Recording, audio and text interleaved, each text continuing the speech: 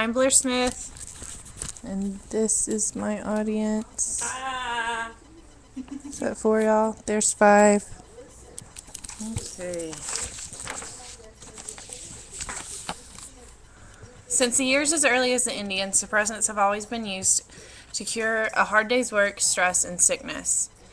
The first cure-all suppressant was alcohol, but settlers quickly grew tired of it and began to accept new drugs brought about through exploration. Starting with the Incas, cocaine became the remedy for every need. However, Spaniards rejected the cocaine for coca leaves because the Peruvians, who they had already conquered, liked them, and they believed that the coca made the Peruvians weak. The Incas, however, praised their god for cocas, and they called it the divine plant, which satiates the hunger, strengthens the weak, and causes them to forget their misfortunes. Researchers have claimed that coca leaves have the same amount of cocaine that users consume today, which is about 4 to 8 grams.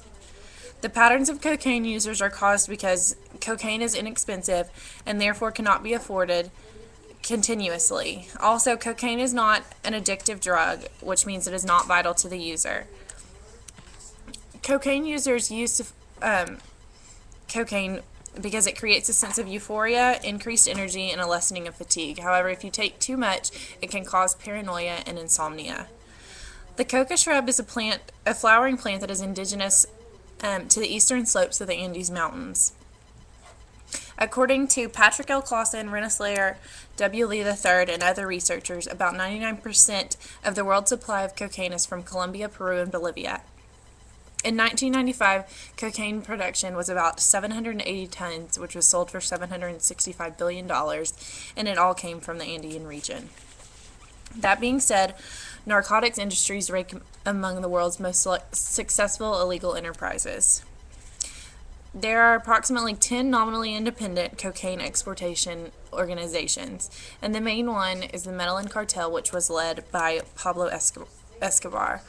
Pablo Emilio Escobar Gaviria was born on December 1st, 1949, in Colombia. His father was a peasant farmer, and his mother was a school teacher. So he was born into a life of poverty. Therefore, he entered a life of crime early in order to escape. When he was a boy, he began stealing tombstones and selling them to people on the streets to earn money. And then during the 1970s, Escobar began cocaine trafficking by moving coca paste from the Andes Mountains to the Medellin.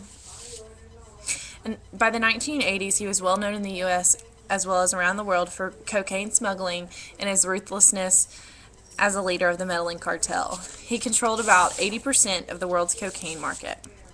He was known as a powerful and influential leader, and he bribed most national officials, politicians, and judges. And if they didn't accept his bribes, he threatened to kill their families. In 1989, Forbes magazine ranked Escobar the 7th richest man in the world with about $3 billion. But he was not a selfish man. The money he gained from smuggling went to his Colombian community and things such as hospitals, homes, schools, soccer fields, and much more. In their eyes, he was seen as charitable rather than a drug dealer. To the poor of his community, he was a hero. However, to the Colombian government, he was seen as something different. He was their number one enemy. The Colombian government decided that their safety of the nation depended on the destruction of the Medellin Cartel. In 1991, Escobar was sentenced to 5 years in prison, and he turned himself in for fear of he and his family being exiled. While there, he built his own prison with leisurely hours and rules and a better facility. However, on July 22nd, 1992, he escaped from that prison. December 2nd, 1993 marks Escobar's death at the age of 44 amid a rooftop shooting with search block and the Colombian National Police. One of Escobar's main partners in crime was George Jung, who was born on August 6, 1942, in Boston, Massachusetts. He was also born into a life of poverty. When Jung was young, he decided that he would never be poor, and therefore in the 1960s he moved to California with his best friend Tuna, and the two began selling marijuana. He was first arrested in Chicago with about 600 pounds of marijuana and sentenced to 26 months in Danbury, Connecticut. While he was in Danbury, he met Carlos Letter, another notorious drug trafficker, and Letter taught Jung the business aspects of cocaine. In return, Jung taught Letter about smuggling, and once out of prison, the two became close partners. Supplied by cocaine from Escobar's plantation, Jung flew back and forth from Antigua to the United States and then later rerouted through the Bahamas so that his route would look less conspicuous. He also paid off the Bahamian government for help and protection. After the death of his first fiancée, he met and married a Colombian woman, and the two had a daughter, Christina Sunshine Young. With a family and wealth under his belt, Jung felt as though his life could not be any better. However, he was betrayed by his partner Letter and cut out of the partnership completely. In 1987, he was arrested again at his home on Narrowset Beach, and he soon posted bail, but was right back to his old habits. After his third arrest, Jung testified against Letter and finally earned his freedom, but he was back to smuggling and finally arrested for a fourth time with 500 pounds of marijuana and 3 counts of conspiracy. All in all, the smuggling of illicit drugs dates back to the years before Christ himself. Though it may bring about wealth and happiness, it can all be thrown away with the flick of a wrist.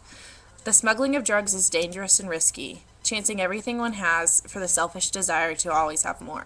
Eventually, in the end, it is not wanting what you do not have to be happy. It is wanting what you already have and being happy.